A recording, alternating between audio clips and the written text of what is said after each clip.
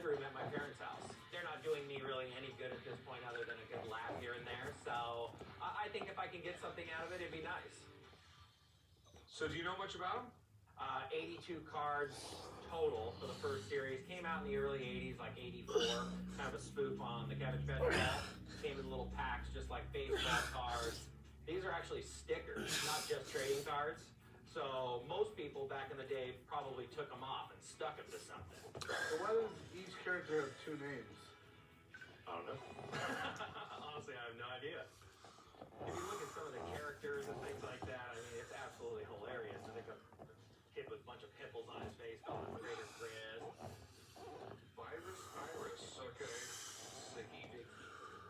My favorite was always Graffiti Petey because he's tagging everywhere. Really cool That is funny, because he's tagging everywhere. Since they're a mass-produced and decollectible, I don't know if there's a ton of value here. But who knows? The nostalgia factor might make these the next big collector. There's a couple of these cards online going for $300-400 a card. Well, they're asking or getting? No, asking. Okay. Yeah, asking. Because you can ask Yeah, anything you're you right, want. you're right, yeah. I have no idea what they're worth. I don't know if the first edition is worth more. I mean, things are weird out there. Sometimes, like the third or fourth is worth more. Right. I got a buddy right down the street who owns a toy shop. Cool.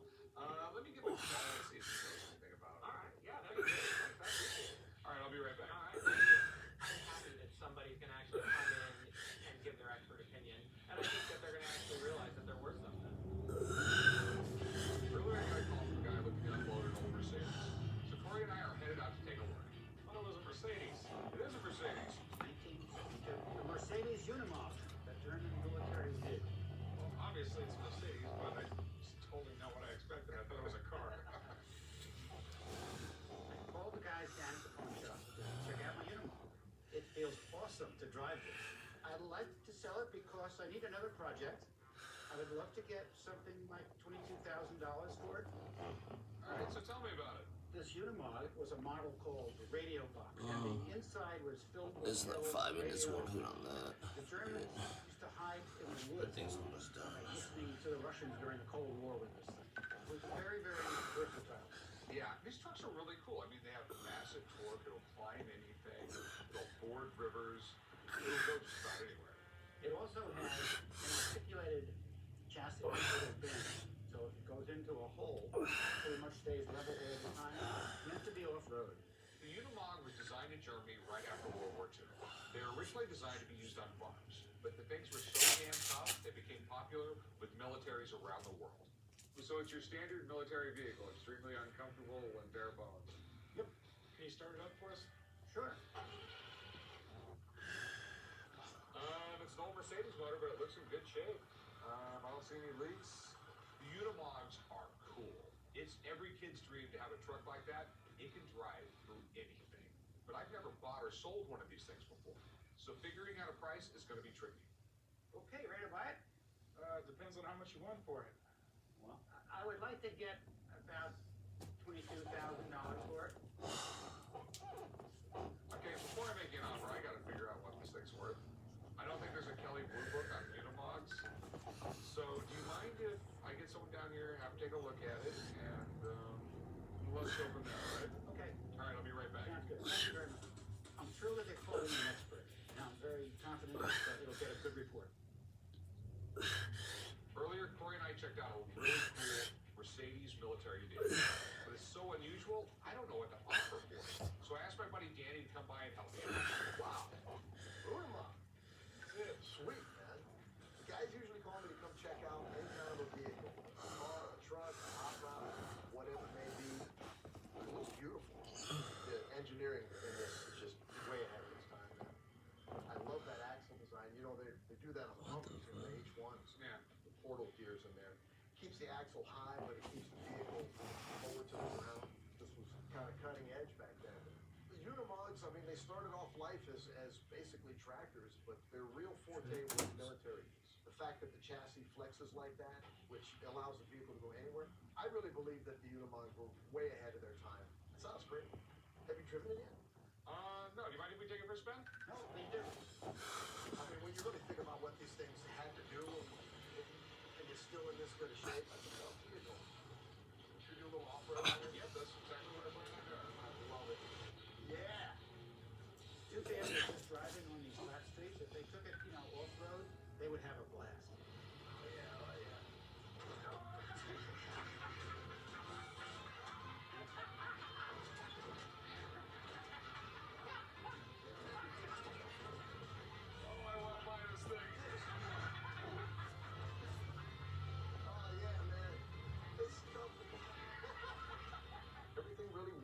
absolutely as it should on this vehicle.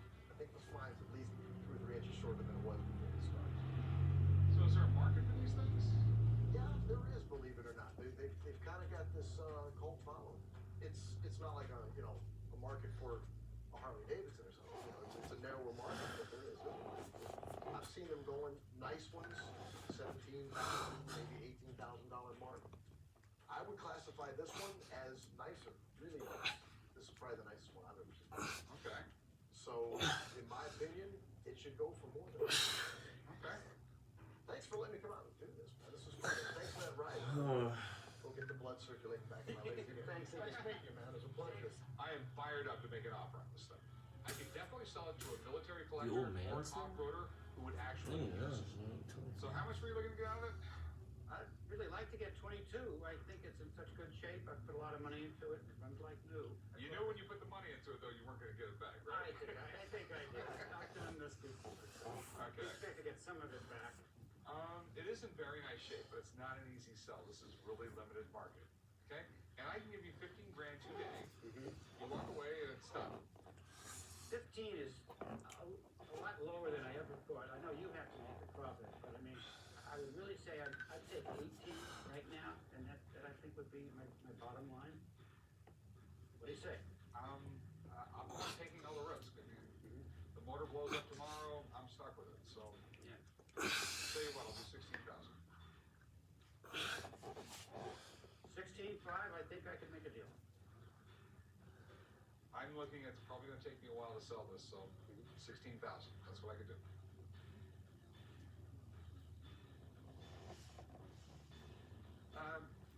Okay, we have a deal. All right? Thank you. I'm happy. I'm ready to get on to another project. And now my driveway will be clear and I can get my other car out. I cannot wait to show this to the old man. Earlier, a guy brought in some Garbage Pail Kids cards from the 1980s. I doubt if they're worth much, but what the hell? I'm going to get them checked out. So I asked my buddy Johnny to take a look. What's happening, Johnny? Hey, guys usually call me down to the pawn shop to either get a second That's opinion on weird. these or they want to put a value on them.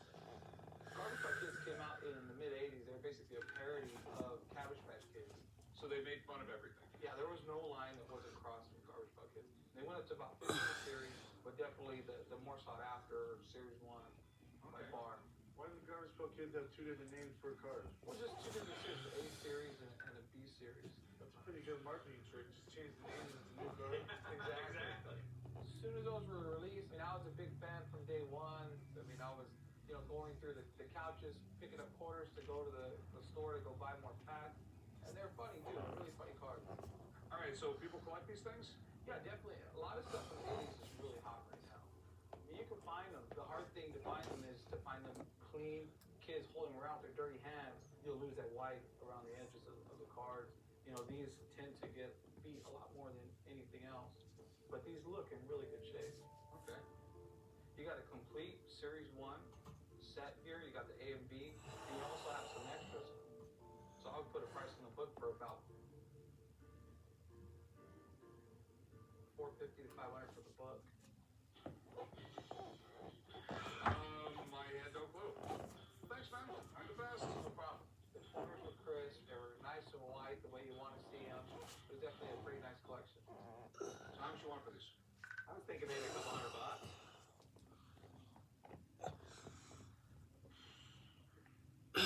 I believe there's a limited market on this. I'll give you $150. Something tells me you're gonna be able to unload these in summer. 175? How about $150? Not 175. Won't go any higher. I don't think they're going to sell that easily. I'm not going to go up anymore. I'm really not. But 150 is the best you're gonna do. Yeah.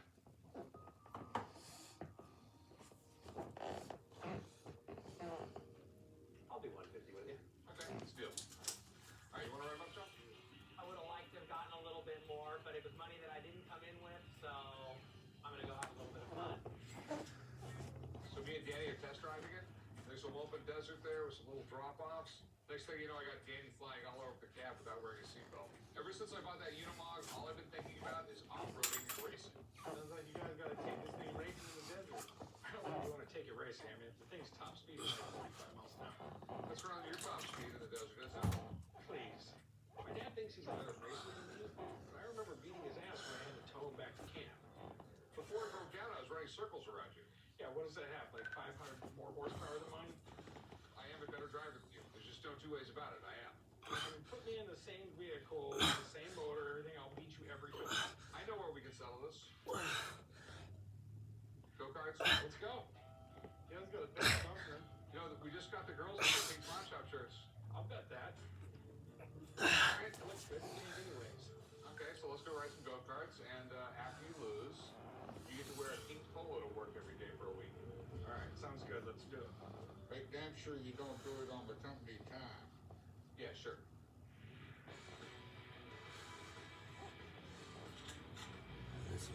What do we got here, man?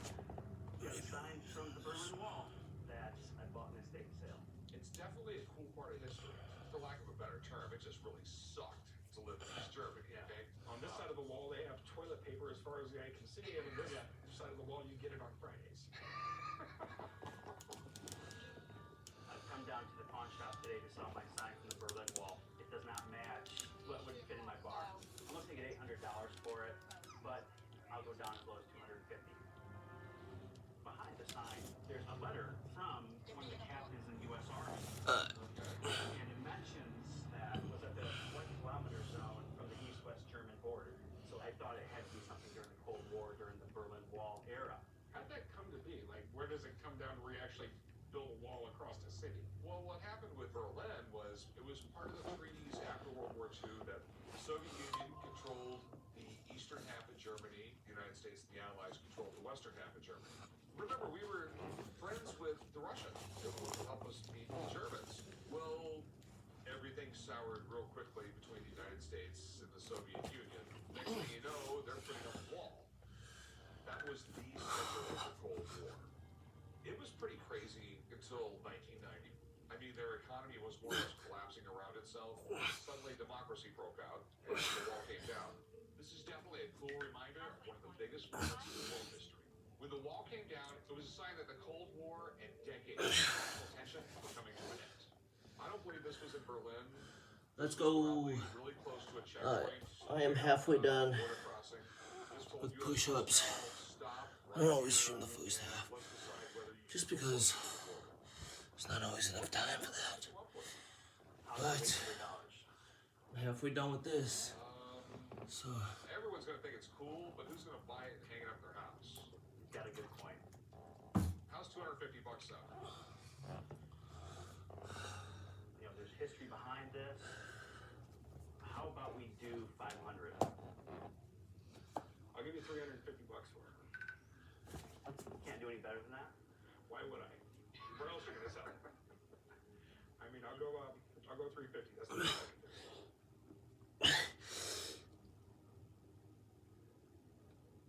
I don't have a use for it, my bar. Deal. All right, thanks a lot. At least I was gonna Let's take go. $250, so I feel real good. Yes. Got more than I was expecting. Earlier, Corey and I made a bet on it's who's the always best good driver. to just So we're heading to the go-kart track. rest out half of this stuff. Loser has to wear a pink pawn Should we get a shop fan shirt. going? I've been driving since before you were Man, born. this is looking Yeah, You taught me how to drive, which makes me better. Yeah, I taught you how to drive, so I know you drive like. Hey, is that Matt Kenseth? I don't know. Are you Matt Kenseth? Yeah, Didn't you just win the Daytona 500? yeah. Matt Kenseth is one of the biggest names in NASCAR. He's won the IROC, the Winston Cup. He's won the Daytona 500. I guess you could say he's a pretty good driver. So, you mind if me and my son race against you? You guys want to race me? Yeah, Woo! sure. I was gonna teach you a lesson. Damn! Damn, talk about a cramp, man. Let's do it. All right, I'm driving the 17 car. No, man. 17 is my number. That's the only condition to a race. I gotta drive 17. I don't think it's exactly fair that he got a head start, but you know what? I still think I can beat him. Yeah, let's go. The track was real slick and it wasn't what I was used to. Kenseth came out of nowhere and lapped both of us. That's how bad he was.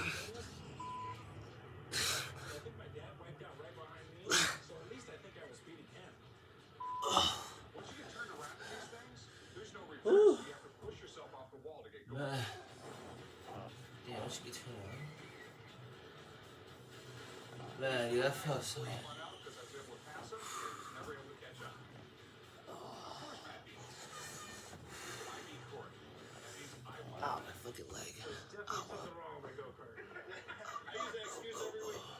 Being second to the winner of the Daytona 500 isn't that bad. As a matter of fact, I think I should frame this photo just so I can remind Corey every time he says he can drive it. Thanks, Matt. I really appreciate it. Thanks. All right, put on the t-shirt. Oh no. Oh, we had a deal. Okay? No. We both lost. Okay, no, but you extra 4 minutes left. you lost. No, Put on the shirt. not gonna happen. And then I'm done.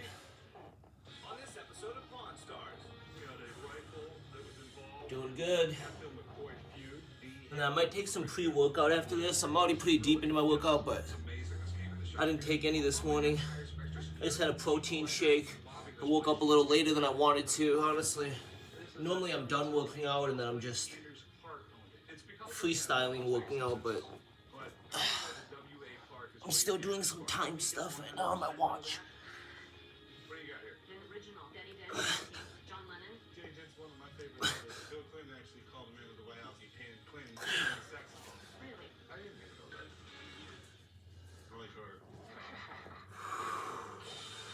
Oh god, dang. Is my pawn shop. Feel good. I work here with my old man. This is probably the best right there. That's the best that my arm has ever looked. Oh my god. And a price. One thing I've learned after 20 Feel pretty proud of myself, honestly. Working hard. through that door. Gotta keep it up. Gotta keep it up. We're almost done. We're less than 4 minutes. Let me take a break. I forgot to fucking turn this on. How can I help you? Got a rifle I'd like to show you. This is a rifle that was involved in the Hatfield McCoy feud. You're talking about the Hatfield The McCoy. Hatfield McCoy feud, one in the history books. Really? Yes. Whoa. I came to the pawn shop today to try and sell my Winchester rifle. It was involved in the Hatfield McCoy Man, feud. I'd like to sell a rifle arms feel to help my son with a down payment on a house. I'd be Man, if they feel this good, I wonder what they're gonna feel like once I'm done. and the least I would take is Once I'm done with that fucking pre-workout, because I want to take some ice. down from my great-grandfather I'm to thinking my about dad it. and myself. Cap Hatfield, the owner of this gun, was running across the land. Man, I'm so grateful we got this done. Horse went lame. My great-grandfather traded the gun for a fresh horse. That's cool. Literally, I mean, it's like one of the most famous feuds in American history. I mean, they've made movies about it. It's been a television series. It's just about everything. The Hatfields and McCoys lived right along the West Virginia-Kentucky border and fought against each other during the Civil War. While no one knows exactly how the feud got started, we do know a lot of people got killed. Gotta take it easy so I get injured. This is the provenance on this gun. Okay. I feel bad when people say, oh, I got injured, I'll take a break. Notarized with the Kentucky notary. And signed by, Slows you down a lot. so you're saying this Definitely don't Cap get injured. Hatfield. Cap Hatfield, yep. Devil Ance's second eldest son. Now, Devil Anse Hatfield, he was the ringleader. He was in charge of, let's go get some McCoys. Cap was definitely involved in the feud. He actually killed some of the McCoys and some of the other people. Cap Hatfield. What should I eat after this? Chicken livers? And hence we have the notches Some on the chicken barrel. livers and eggs? Yes. Okay. The price of eggs has risen so high. 7 marks on the barrel there. I decided just to buy the pasture-raised eggs because they weren't that much more expensive than the regular eggs. 94, which most people So I've got some pasture-raised eggs and I got a few regular eggs If this left. gun was really part of the Hatfield-McCoy feud, it could be worth a ton of money. I'll probably have to hire some extra security to keep collectors from mobbing this place just to get out. So I really hope we can authenticate it and confirm it's legit. This is in rough shape. The action's broken. The hammer's supposed to stay back. Obviously, there was a whittling contest of some sort. We got grind marks right here. All the bluing's gone. Yeah, it's patina, there's no doubt about it. So what do you want to do with it? Well, considering selling it if the price is right. And how much were you looking to get? Oh, I'm very, very happy. I'm very 19 satisfied. grand. Doing good. If the story's true, If I'm lucky, I'll get to get another protein shake in. let me have someone come Try to down space them out. here. Okay, all right. I don't want to slam them too quickly, you know, Second opinion, I think. because I like the way they taste. Information we're trying to prove. You know, I got an easy palate. I like to eat anything basically, so I have to slow it down so I don't slam too many of them in one day. Because I'm like that. Hey, Brandy, what's up? Hey, Rick. Brandy is an old friend of mine. She's got a great eye for art, and she always brings me cool pieces she finds around the country. What do you got here? It's an original Denny Dent painting. John Lennon. Jay Dent's pretty cool. He's one of my favorite artists. Bill Clinton actually called him into the White House and Clinton playing the saxophone. Really? I didn't even know that. I like art. I decided to come to the pawn shop today to try and sell my John Lennon painting by Denny Dent. I have an online business. I sell a lot of items that I find as estate sales. I would love to get $7,000 out of this piece. So, you just picked it up at an estate sale? Yeah, I travel a lot for my business, and I'm always finding unique items at estate sales. Oh, okay.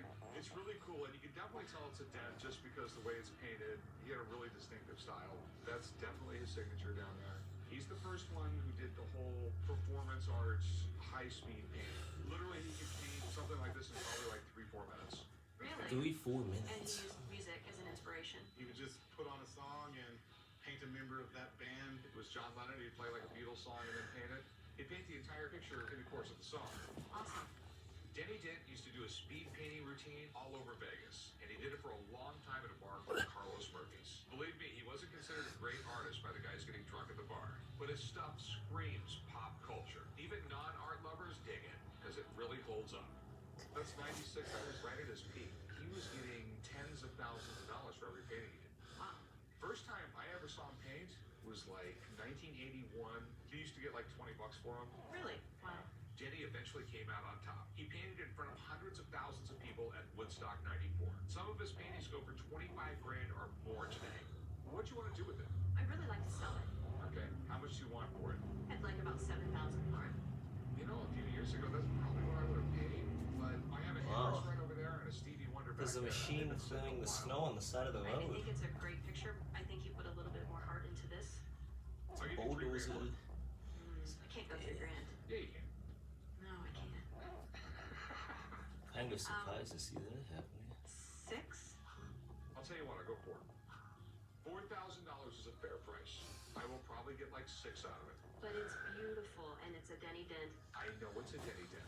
It's not Picasso. So $4,500, we got a deal? Deal. Okay, all right. You want to write her up, John? Yeah. I'm thrilled that he offered me $4,500. I actually purchased the item at the estate sale for about $1,800, so I feel like I've made out really well this time. Yeah, Pops, you had the crossword puzzle? You got something better to do? Well, actually, I'm looking at this rifle related to the Hatfield-McCoy feud. I'm just waiting on her to show up. What's the Hatfield-McCoy feud? Basically, it was a feud that went on for a long time. Two families rivaled against each other. They were killing each other for years. How did it start? There's a lot of different stories, but the main story is that one of them stole a pig. One of them stole a Next thing pig. you know, one person on one side gets killed, then they have to avenge his death, then they avenge that death, and it never seems to end. You have to avenge my death if I got myself in that situation. No, I don't think so. Just don't go around stealing people's pigs and it won't happen to you. You guys don't want to get in a feud with me, because I'll win. Yeah, right. Chop. No one ever wins a feud. You're just chicken anyways if you don't want to get in a feud with me. Tell you what, Chop. We'll both do today's crossword puzzle. If you get it done first, I'll feud with you for a week. Practical jokes and all, we'll have a good time. Sounds Jokes and all. John, we're gonna get smoked in a crossword puzzle. You think of a 4-letter word to describe you? Stupid. This is the youth of America. We're in trouble.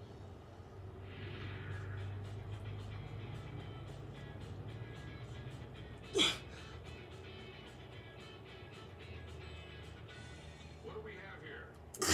Gorm, sterling silver, Woo! William Anderson Clark. Let's go. It looks like a gavel. Quarter. Quarter in the corner. I came down to the pawn shop today. Ugh, to sell cooling my off my arms in front of this silver fan. emerald owned by William Andrews Clark. I'd like to sell it because Oh, my yeah, wife yeah. and I's 10th anniversary is coming up, and I'd like to do something special for her. I was looking to get $3,800. I'll probably be willing to take $2,500. This is pretty cool. Where did you get it? I bought it Oh. from a show in San Diego. Okay. It's an inkwell? An Inkwell. Oh, okay. What's an ink? Well, back in the day, they didn't have ballpoint pens. Every desk was had to have an inkwell because that's how you wrote with pens. You had to dip your pen in the ink and then write, and then dip your pen in the ink and write. So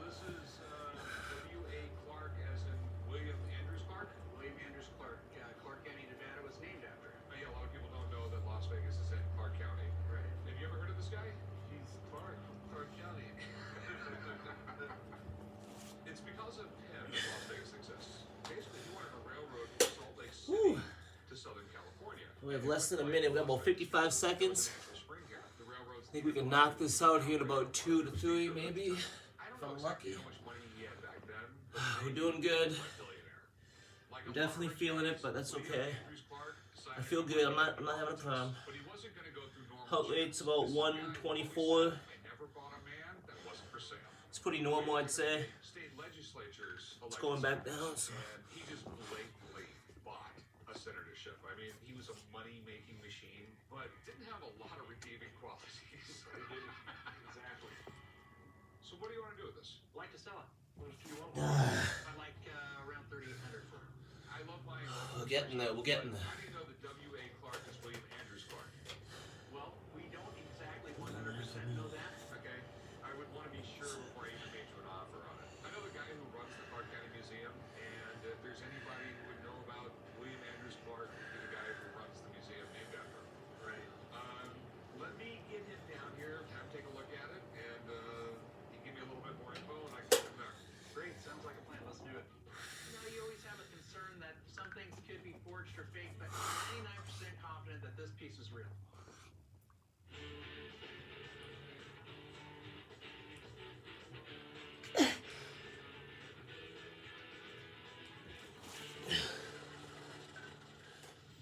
Earlier, a guy came in with a deep-well that supposedly belonged to W.A. Clark. I need to know if it's the actual William Andrews Clark that started Clark County. So I called my buddy down to have him take a closer look. Hi, Shirley, how you doing? Mark? How's it going? Doing well. What we got today? We have a gavel inkwell, supposedly William Andrews Clark. That is? Yes, Shirley. I do. The guys normally call me down here when they've got an historical artifact that they want to learn a little bit more about. So this would have been from the National Irrigation Congress. In the West, we had a lot of land that didn't have water, but you could grow crops on it if you got water there. A lot of the big dams in the West and the water projects in the West came out of lobbying from the National Irrigation Congress. He was actually the president of that twice. A presentation piece like this was fairly common for the era, but to have one that specifically ties back to William Andrews Clark, now that's something special. It is an inquiry, we've always had a glass insert here. That's missing, but otherwise, it looks to be in wonderful shape. It's a neat piece. So, What do you think? where did you come up with this? I bought this from a picker at a show in San Diego. Interesting. Victor, have any other information where he got this from? He did, but he didn't want to say where he got it from. You know, realistically, can you fake anything? Yeah, you can. But yes, this is William Andrews Clark. It's certainly the right time period. It's certainly the right kind of engraving on it. This would be something that would be extraordinarily unlikely. Okay. Thanks, Mark. You're the best. There we go. When you run a museum that's the Clark I County did it. Museum, and you're looking at an item that belonged to the man for whom the Let's county go. today 10 minutes of lifting. Ooh, right under the 30-minute mark. All right, good job.